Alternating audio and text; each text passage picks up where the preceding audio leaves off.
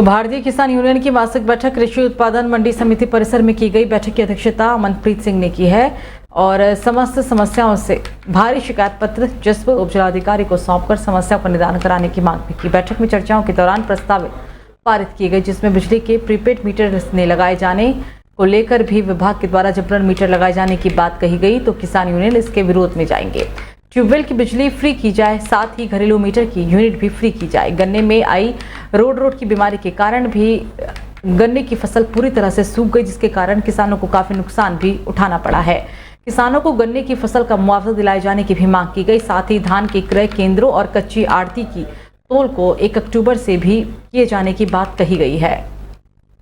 आज 28 तारीख को हर महीने की हमारी किसान यूनियन की मासिक पंचायत होती है, जिसमें क्षेत्र के किसानों की समस्याओं को सुनकर और उच्च अधिकारियों से वार्ता कर और समस्याओं का निस्तारण करवाया जाता है। आज भी उसी विषय को लेकर उप जिलाधिकारी महोदय को ज्ञापन सौंपा गया है, जिसमें हमारी जो इस समय प्रमुख मांग है वो गन्ने में जो बीमारी चल रही है उससे लगभग किसानों का गन्ना 80% जो गन्ना है वो नष्ट हो गया है। उसके मुआवजे की मांग, उसके लिए कीटनाशक की मांग और जो बिजली विभाग द्वारा हमारे यहाँ नए मीटर एक लगाए जा रहे हैं, प्रीपेड मीटर जो रिचार्ज से चलेंगे, उसका भारतीय किसान यूनियन पूरे तरीके से विरोध करती है।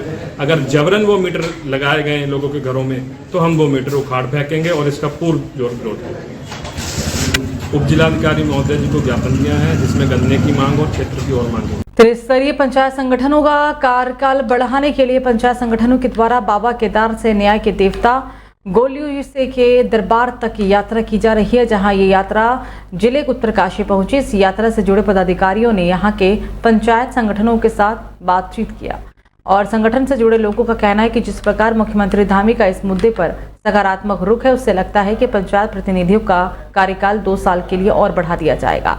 अगर सरकार अपने वादे से पीछे हटती है तो पूरे प्रदेश में आंदोलन किया जाएगा। साथ ही हरिद्वार एवं अन्य बाहर जिलों में त्रिस्तरीय चुनाव एक साथ ही कराने की मांग भी होगी, संगठन के द्वारा की गई है। दरअसल कोरोना काल में 2 साल तक पंचायत प्रतिनिधियों की किसी भी तरह की बैठक नहीं हो पाई थी, जिसके कारण ग्रामीण क्षेत्रों में विकास कार्य नहीं हो सके थे। इसलिए पंचायत संगठनों के लोग काफी समय से कार्यकाल बढ़ाने की मांग पर अड़े हुए थे। यात्रा ऊखीमठ से चलकर चंपावत 4 तारीख को 4 सितंबर को सच में सुनिए अभिमन्यु महाराज के पावन मंदिर पर अपनी अर्जी के साथ 2 वर्ष का कार्यकाल बढ़ाने की अर्जी के साथ और एक राज्य एक पंचायत चुनाव सरकार कराएं की अर्जी को गोलजू महाराज के दरबार में उस अर्जी को लगाया जाएगा और इस यात्रा का समापन होगा। उसका हिस्सा नहीं है तो ये व्यवस्था कुछ ठीक नहीं है। हम ये चाह रहे हैं, हमारी सरकार से निवेदन है एक साथ चुनाव। हम ये भी चाह रहे हैं कि आने वाले समय में जो माननीय मोदी जी का विजन है, मोदी जी का जो ड्रीम प्रोजेक्ट है 1 नेशन 1 इलेक्शन, हम उसको भी स्वीकार करना चाह रहे हैं। क्योंकि जब हम कोई विकास कार्य करते हैं, कोई ना कोई अड़चने हमारे ऊपर आचार संहिता की आ जाती है, तो हम तो चाह रहे हैं कि आदरणीय मोदी जी का जो विजन है हम उसको साकार करें और इस देश को बहुत मजबूत करें। मांगे उसे ज़रूर सरकार मांगेगी और मांग उनका बिल्कुल जो एक झारखंड का जो अधिनियम है, जो एक्ट है, उसी को यहाँ उन्होंने परसू किया है। और जहाँ तक शासन प्रशासन और हमारे माननीय मुख्यमंत्री जी का प्रश्न है, उनका रुख इसमें सकारात्मक है और उम्मीद करते हैं कि कार्यकाल के अंत तक ये मांग पूरी हो जाएगी। तो हल्द्वानी में आवारा पशुओं के आतंक से परेशान ग्रामीणों ने तहसील का घेराव किया और ज्ञापन भी सौंपा। हल्दूचौड़ जसपुर खीमा मोट हरदूर के ग्रामीणों के द्वारा ग्राम प्रधानों, समाज सेवी, छात्र संघ के पदाधिकारियों ने युवा समाज सेवी विनीत कबड़ाल, सामाजिक कार्यकर्ता पीयूष जोशी और योगेश कपिल के संयुक्त नेतृत्व में तहसील कार्यालय में जोरदार प्रदर्शन किया और आवारा पशुओं के आतंक से निजात दिलाने की मांग भी की। ग्रामीणों ने तहसीलदार को 12 सूत्रीय का एक ज्ञापन सौंपकर समस्या का समाधान कराने की मांग की है। ग्रामीणों ने कहा कि आवारा पशुओं के कारण फसलें बर्बाद हो रही है और सड़क दुर्घटनाएं भी हो रही है। उन्होंने कहा कि व्यापार मंडल सहित तमाम संगठन कई बार प्रशासन को मामले की जानकारी दे चुकी है, लेकिन अभी तक कोई भी ठोस कार्रवाई नहीं हो पाई है। कुछ महीने में लालकुआं, हल्दूचौड़ और बिंदुखत्ता में आवारा पशुओं के कारण होने वाली दुर्घटनाओं में भी लगातार इजाफा देखने को मिला है। उस कार्रवाई से मतलब नहीं, हमको एक पूर्ण तरीके की कार्रवाई चाहिए। अगर वो कार्रवाई नहीं होती है तो हम इसमें एक उग्र आंदोलन करेंगे। वो शायद बहुत ही बड़े रूप में होगा, हम बता नहीं सकते, क्योंकि देखिए ये तो हमारे 1 दिन 2 दिन की बुलाए हुए लोग हैं, और देखिए इसमें 4-4, 5-5 हमारे ग्राम सभा के प्रधान लोग हैं, सभी हैं। तो हम आने वाले टाइम में इसे और बहुत उग्र आंदोलन के रूप में ले आएंगे और अनशन में बैठना पड़ेगा, और हम 1 हफ्ते बाद यहाँ अनशन में बैठेंगे, और ये सारी जो गौशालाएँ हैं यहाँ, इनके बाहर से भी बैठेंगे।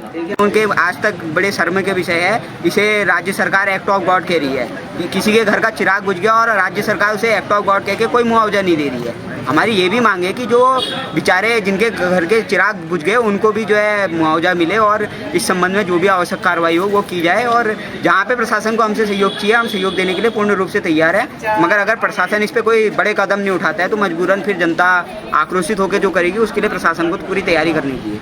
तो वहीं खबरों में चलिए अब आगे बढ़ेंगे, बात करेंगे अब अगली अहम खबर की। प्रदेश में महिलाओं के खिलाफ बढ़ते अत्याचारों और दुष्कर्मों के विरोध में महिला हितों की आवाज बुलंद करने के लिए रुद्रपुर में महिला कांग्रेस के द्वारा आयोजित शांतिपूर्ण प्रदर्शन में प्रदेश महिला कांग्रेस अध्यक्ष ज्योति रौतेला और पदाधिकारी के साथ धामी सरकार की पुलिस ने बर्बरता पूर्ण व्यवहार किए जाने के विरोध में आक्रोशित कांग्रेस ने सड़कों पर उतरने का ऐलान कर दिया है। रामनगर कांग्रेस पार्टी कार्यालय में पूर्व विधायक रणजीत सिंह रावत ने आयोजित पत्रकार वार्ता में रुद्रपुर घटना में पुलिस के व्यवहार को अमानवीय बताते हुए कहा कि उत्तराखंड में बीजेपी की सरकार बढ़ते महिला अपराधों पर रोक लगाने में असफल साबित हुई है और साथ ही पुलिसिया दमन के सहारे विरोध की आवाजों को कुचलने का काम किया जा रहा है। कांग्रेस पार्टी कार्यकर्ता पुलिस दमन से डर कर चुप नहीं बैठेगी। रुद्रपुर में कांग्रेस के विरोध में प्रदर्शन के दौरान पुलिस ने पार्टी नेताओं पर ही बर्बरता के लिए दोषियों के खिलाफ तत्काल कार्रवाई नहीं होने की मांग कही, तो वही कांग्रेस कार्यकर्ता रुद्रपुर एसएसपी का घेराव करने के साथ सड़कों पर उतरकर बीजेपी सरकार की नींद उड़ा देंगे, ये भी कहा है। महिला विंग द्वारा उनके अध्यक्ष ज्योति रौतेला के नेतृत्व में रुद्रपुर में प्रदेश में बढ़ रहे महिला अपराधों के खिलाफ जो है प्रदर्शन किया गया, जिसमें हमारी महिला अध्यक्ष को और उनके और पदाधिकारियों को पुलिस द्वारा बर्बरतापूर्वक पीटा गया है, डंडों से मारा गया है, जिसकी फुटेज हमने आप लोगों के मोबाइल पे भी डाल दी है। हम सरकार से मांग करते हैं कि वो तत्काल इन पुलिसकर्मियों के खिलाफ कार्रवाई करे, अन्यथा हम पूरी प्रदेश कांग्रेस को लेके एसएसपी रुद्रपुर के कार्यालय का घेराव करने का काम करेंगे। तो पौड़ी में मत्स्य पालन को बढ़ावा देने के लिए मत्स्य विभाग के द्वारा समूह के माध्यम से जिले में मत्स्य पालन को बढ़ावा दिया जा रहा है। जिला मत्स्य अधिकारी अभिषेक मिश्रा ने बताया कि पहले देखा जाता था कि पहाड़ी काश्तकार मत्स्य पालन के लिए मिलने वाली सब्सिडी का लाभ नहीं उठा पा रहे थे, क्योंकि 50 से 60% सब्सिडी के बावजूद 40% का योगदान उन्हें खुद वहन करना पड़ता था, जिसके लिए वो बैंकों या फिर अलग अलग माध्यमों से ऋण लिया करते थे। मगर अब ये प्रक्रिया जटिल होने के कारण कई काश्तकार इस योजना का लाभ नहीं उठा पा रहे हैं। उन्होंने कहा कि आप NTCT के माध्यम से 11 लोगों के समूह को मत्स्य पालन को जोड़ने का प्रयास विभाग के द्वारा किया जा रहा है। इसमें 60% सब्सिडी के बाद बाकी का अनुदान BDP परियोजना के माध्यम से सीधे समूह के खाते में ही किया जाएगा, जिसके 8 साल में वापस करने का प्रावधान भी है। और उन्होंने कहा कि इस परियोजना के माध्यम से अधिक मत्स्य पालक जिले पौड़ी में इस योजना का हिस्सा बन सकेंगे। इसके साथ ही समूह के माध्यम से वो अपनी आमदनी को कम लागत पर ही अपना मजबूत कर सकेंगे। 50% या 50% की राशि रह जा रही है, या तो काश्तकार स्वयं वहन कर रहा है या तो उसके लिए उसको बैंकों से ऋण लेना पड़ता है। सरकार ने काश्तकार को अपनी जो शेयर है उसको सहायता देने के लिए NCDC योजना को संचालित किया गया है। NCDC के माध्यम से कोई भी 11 लोग एक गांव में अपना समूह बना सकते हैं। समूह गठन के बाद उसमें कुछ बाध्यता है कि 4 महिलाओं का रहना आवश्यक है, 1 अनुजाति का व्यक्ति रहेगा और शेष उसमें पुरुष रह सकते हैं। और वो जब समूह का गठन सहकारिता विभाग से हो जाएगा तो उसका एक BDP प्लान बना के हम अपने NCDC प्रकोष्ठ देहरादून को भेजते हैं, और बहुत ही आसानी से उनका जो अपना शेयर है जो वो खुद उस परियोजना को लगाने के लिए करेंगे, वो राशि उनके खाते में हमारे माध्यम से प्राप्त हो रही है, जिसको कि 8 साल में छोटी छोटी किस्तों के माध्यम से उसको वापस करना है। तो खबर हरिद्वार के लक्सर से, जहां वन विभाग की टीम ने सुल्तानपुर क्षेत्र से आम की लकड़ियों से भरी एक गाड़ी को पकड़ा। बताया जा रहा है कि वन माफिया के द्वारा रात के समय लक्सर के मुंडा खेड़ा कला गांव में स्थित एक आम के बाग से इन हरे भरे फलदार पेड़ों को काटा गया, जिसकी जानकारी लक्सर वन विभाग के अधिकारियों से करनी चाहिए। तो उसमें चौंकाने वाली बात ये सामने आई कि वन विभाग के अधिकारी पकड़ी हुई गाड़ी के सामने वीडियो और फोटो तो खिंचवाते हैं, लेकिन वन दरोगा से लेकर वन क्षेत्राधिकार तक हर कोई जानकारी देने से बचते हुए नजर आते हैं, जो कि वन विभाग की इस कार्रवाई पर सवाल निशान खड़े करता है। सवाल ये भी है कि जब वन विभाग ने बड़ी कार्रवाई की है तो मीडिया को जानकारी देने से वन विभाग के अधिकारी क्यों बचते हैं, जबकि मौके पर उप प्रभागीय वन अधिकारी रुड़की भी मौजूद थे, जो कि ये भी अपने आप में एक बड़ा सवाल उठ रहा है।